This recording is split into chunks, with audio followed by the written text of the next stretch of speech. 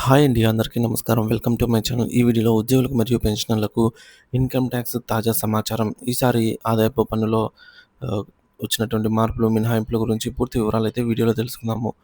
వీడియోని అయితే ఎక్కడ గాని స్కిప్ చేయకుండా ఎండ్ వరకు చూసేయండి. అప్పుడే ఇన్ఫర్మేషన్ పూర్తిగా అర్థమవుతుంది. అలాగే వీడియో చూస్తున్న ప్రతి ఒక్కరు వీడియోకి లైక్ చేయండి ఫ్రెండ్స్. ఈ వీడియోని తోటి ఉద్యోగ పెన్షన్ మిత్రులతో అయితే షేర్ చేయండి. కొత్తగా మన ఛానల్ చూస్తున్నారు ఇంకా ఎవరైనా సబ్స్క్రైబ్ చేసుకోకుంటే వెంటనే మన ఛానల్‌ని సబ్స్క్రైబ్ చేసుకోండి. దీని ద్వారా నేను చేసే లేటెస్ట్ వీడియోస్ అన్నీ మీ వరకు రీచ్ అవుతాయి. ఇక ఆలస్యం చేయకుండా వివరాల్లోకైతే వెళ్ళిపోదాము. ఫ్రెండ్స్ ఇక విషయానికొచ్చినట్లయితే ఇటీవల బడ్జెట్‌లో 12,00,000 వరకు ఆదాయం ఉన్నవారికి పన్ను లేదు అనే ప్రకటన మధ్యతరగతి ప్రజలకు భారీ ఊరటనిచ్చింది.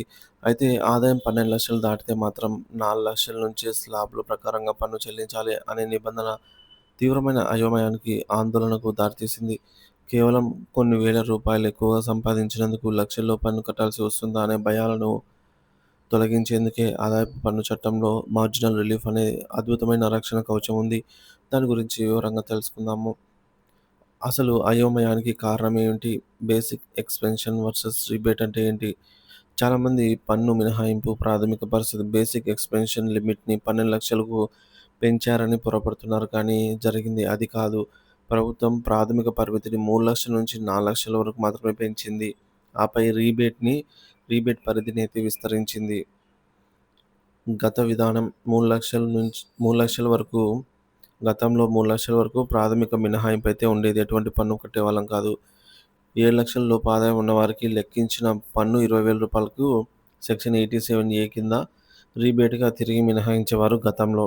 అంటే ఈ యొక్క మనకు 3,00,000 వరకు సున్నా పన్ను, 3,00,000 రూపాయి నుంచి 7,00,000 వరకు రూ. 20,000 పన్ను. సో, ఈ మొత్తాన్ని సెక్షన్ 87A కింద రీబేట్ కింద అయితే మినహాయించేవారు. అంటే రీబేట్ అనేది రూ. 20,000 ఉండేది గతంలో. ఫలితంగా వారు చెల్లించాల్సిన పన్ను 0. ఇప్పుడు నూతన విధానంలో అదే ప్రాథమిక మినహాయింపును 4,00,000కి పెంచారు 3,00,000 నుంచి. ఇప్పుడు సెక్షన్ 87A కింద ఇచ్చే రీబేట్‌ను 60,000కు పెంచారనమాట. 20,000 నుంచి 60,000కు పెంచారు. కాబట్టి 12,00,000 వరకు ఆదాయం ఉన్నవారికి ఈ విధంగా అయితే టాక్స్ పడదు. సో, 12,00,000 ఆదాయ పన్నుపై లెక్కింపు మరియు రీబేట్ ఈ విధంగా అయితే ఉంటుంది. 0-4,00,000 వరకు పన్ను శాతం 0, కట్టవలసిన పన్ను మొత్తము 0. 4,00,000 రూపాయి నుంచి 8,00,000 వరకు పన్ను శాతం 5% కట్టవలసిన మొత్తం పన్ను రూ. 20,000 గరిష్టంగా. 8,00,000 రూపాయి నుంచి 12,00,000 వరకు పన్ను శాతం 10%, కట్టాల్సిన గరిష్ట మొత్తం రూ. 40,000. సో, అక్కడ మొత్తం 12,00,000 వరకు ఆదాయపు పన్ను మొత్తం రూ. 60,000 అవుతుంది. ఈ లెక్క ప్రకారంగా 12,00,000 ఆదాయంపై చెల్లించాల్సిన పన్ను 60,000 అయితే సెక్షన్ 87A కింద ఈ మొత్తం 60,000ను రీబేట్‌గా అయితే మినహాయింపు ఇస్తుంది. ఫలితంగా నికర పన్ను 0 అవుతుంది. ఉద్యోగులకు, పెన్షనర్లకైతే రూ. 75,000 స్టాండర్డ్ డిడక్షన్ ఉంటుంది. వీరికి ఈ యొక్క పరిమితి 12,75,000 వరకు ఎటువంటి పన్ను పడదు. ఈ 75,000 స్టాండర్డ్ డిడక్షన్ అంటే ఇది ఆదాయ పరిధిలోకి రాదు. పక్కన పెట్టేస్తారు. ఇంకా మిగిలిన 12,00,000కి గాను ఫలితంగా 60,000 రీబేట్ కింద పోతుంది. మొత్తము పన్ను అయితే 0 అవుతుంది. ఇప్పుడు ప్రధాన సమస్య మరియు పరిష్కారం ఏమిటి? మార్జినల్ రిలీఫ్ అంటే ఏంటి? ఇప్పుడు అసలు సమస్య పరిశీలిద్దాం. ఏ అనే ఒక వ్యక్తి ఆదాయం 12,00,000 అనుకుందాం సంవత్సరానికి. అతను చెల్లించే పన్ను 0 అవుతుంది. బి అనే వ్యక్తి ఆదాయం సంవత్సరానికి 12,00,000 ఒక 10,000 ఎక్స్‌ట్రా వచ్చిందనుకోండి. అతను చెల్లించాల్సిన పన్ను ఎంత అవుతుందనేది చూద్దాము. అంటే అతను ఆదాయ పరిమితి దాటిపోయాడనమాట. రూ. 10,000 దాటిపోయాడు. బి అనే వ్యక్తి ఆదాయం 12,00,000 దాటి 10,000 దాటింది కాబట్టి అతనికి సెక్షన్ 87A కింద రీబేట్ అనేది వర్తించదు. అతను స్లాబ్‌ల ప్రకారం పూర్తి పన్ను కట్టాలి. సో, 12,00,000 వరకు మనం లెక్కించిన పన్ను రూ. 60,000 గరిష్టంగా. అదనపు 10,000 మీద 15% స్లాబ్ ప్రకారంగా అంటే 12,00,000 రూపాయి నుంచి మనకు 15% పన్ననేది పడుతుంది కాబట్టి స్లాబ్ ప్రకారము 1,500 అదనపు పన్నవుతుంది. ఈ 10,000 మీద. So, 50,000 plus 1,500 61,000. 60,000 ప్లస్ 1500 61,500 అవుతుంది. ఇదెక్కడి ఇక్కడే అసలు అన్యాయం కనిపిస్తుంది. కేవలం రూ. 10,000 ఎక్స్‌ట్రాగా సంపాదించుకున్నాడని సంవత్సరానికి గాను బి అనే వ్యక్తి దగ్గర ఏకంగా రూ. 61,500 పన్ను కట్టాలి.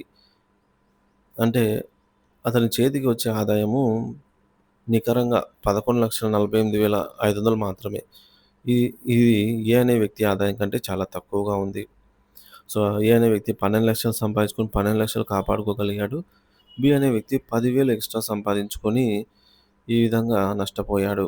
అంటే 50,000 పైగానే నష్టపోయాడు అతనికి అని చెప్పేసి తెలుస్తుంది. ఈ రకమైన తీవ్రమైన అసమానతను, అన్యాయాన్ని నివారించేందుకే మార్జినల్ రిలీఫ్ అనే నిబంధనను ప్రవేశపెట్టారు. మార్జినల్ రిలీఫ్ ఎలా పనిచేస్తుంది అంటే, దీని వెనుక ఉన్న సూత్రం చాలా సులభం. పన్ను మినహాయింపు పరిధి థ్రెషోల్డ్ దాటిన తర్వాత మీరు సంపాదించిన అదనపు ఆదాయం కంటే మీరు చెల్లించాల్సిన పన్ను ఎక్కువగా అయితే ఉండకూడదు అని మార్జినల్ రిలీఫ్ చెప్తోంది. అంటే ఫ్రెండ్స్ ఇక్కడ మనకు ఆదాయం వచ్చేసి 12,00,000కు దాటి ఒక 10,000 మాత్రమే ఎక్స్‌ట్రా వెళ్ళిపోయిందనమాట. సో, 12,00,000 వరకు పన్ను జీరో కదా! సో, మరి 10,000 ఎక్స్‌ట్రా సంపాదించుకున్నందుకు మనకు దీంట్లో కూడా పన్ను పడే అవకాశం తగ్గించేదాన్నే మార్జినల్ రిలీఫ్ అనేది అంటాము. సో, ఉదాహరణకు ఇప్పుడు మనము చూద్దాము. బి అనే వ్యక్తి సంపాదించిన ఆదాయం మొత్తము 12,00,000 10,000 ఎక్స్‌ట్రా. సో, లెక్కించిన పన్నొచ్చేసి ఈ మొత్తం మీద లెక్కించిన పన్నొచ్చేసి 61,500 అవుతుంది. సూత్రం ప్రకారంగా చెల్లించాల్సిన పన్నొచ్చేసి 61,500 అవుతుంది. కానీ అదనపు ఆదాయం 10,000 మాత్రమే. సో, ఈ యొక్క అదనపు ఆదాయం ఏదైతే ఉందో దీనికంటే కట్టాల్సిన పన్ను అనేది ఎక్కువగా ఉంది. సో, ఇక్కడ మనం గమనించాల్సిన విషయం ఏందంటే, అతనికొచ్చింది ఎక్స్‌ట్రా రూ. 10,000. ఆ 10,000 అతను సంపాదించకుంటే అతనికి రూ. 12,00,000 అలాగే చేతిలో ఉండేది. సో, కేవలం ఎక్స్‌ట్రా 10,000 సంపాదించుకున్నందుకు గాను 65,000 అనేది తీవ్ర అన్యాయం కాబట్టి దీనికో పరిష్కారం ఉంది. సో, బి అనే వ్యక్తి చెల్లించాల్సిన పన్ను అతని ఆదాయం కంటే అంటే 10,000 కంటే 10,000కు పరిమితం చేయబడుతుందనమాట. అంటే ఎక్స్‌ట్రా 10,000 వచ్చింది కాబట్టి ఆ 10,000ను పన్ను రూపంలో కట్టేసేయండి అని చెప్తారు. ఇక్కడ అతనికి రూ. 51,500 మార్జినల్ రిలీఫ్ వస్తుందనమాట. సో, ఈ అదనపు మొత్తాన్ని కట్టి 12,00,000 అలాగే ఉంటుంది. ప్లస్ సెస్ కట్టాలి. సో, ఇక్కడ అతనికి 51,500 మినహాయింపు అయితే లభిస్తుంది. దీన్నే మార్జినల్ రిలీఫ్ అంటాము. మరొక ఉదాహరణ ఆదాయం ఈసారి 12,50,000 అయితే ఈ 50,000ను మార్జినల్ రిలీఫ్ కింద అయితే 50,000ను పన్ను కింద కట్టేసి సో, ఈ 50,000 ప్లస్ సెస్ కట్ కట్టామంటే ఇక్కడ మనకు రూ. 17,500 మిగులుబాటు ఉంటుందన్నమాట. ఈ 17,500 మార్జినల్ రిలీఫ్ కింద లభిస్తుంది. అదే అతని ఆదాయం 12,60,000 ఉన్నట్లయితే ఈ 60,000ను 60,000ని పన్ను కింద చెల్లించి ఈ 12,00,000 వరకైతే అతను కాపాడుకోవచ్చనమాట. సో, ఈ విధంగా మనకు ఈ అదనపు మొత్తము కట్టాల్సిన పన్ను కంటే ఈ యొక్క అదనపు మొత్తము తక్కువ ఉన్నట్లయితే ఈ తక్కువ అమౌంట్‌ని కట్టాల్సి ఉంటుందన్నమాట. సో, ఒక 13,00,000 ఆ పైన వెళ్తే గనక మనకు పూర్తి పన్ను అనేది చెల్లించడం జరుగుతుంది మనము. కాబట్టి 12,00,000 దాటగానే భారీగా పన్ను చెల్లించాల్సి వస్తుందని కేవలం అపోహ మాత్రమే. ఆదాయపు పన్ను చట్టం పన్ను చెల్లింపుదారులపై అన్యాయమైన భారం పడకుండా మార్జినల్ రిలీఫ్ రూపంలో ఒక పటిష్టమైన రక్షణ వ్యవస్థను కల్పించింది. ఇది పన్ను విధానంలో న్యాయాన్ని, సమానత్వాన్ని పాటిస్తుందనైతే నిర్ధారిస్తుంది ఫ్రెండ్స్.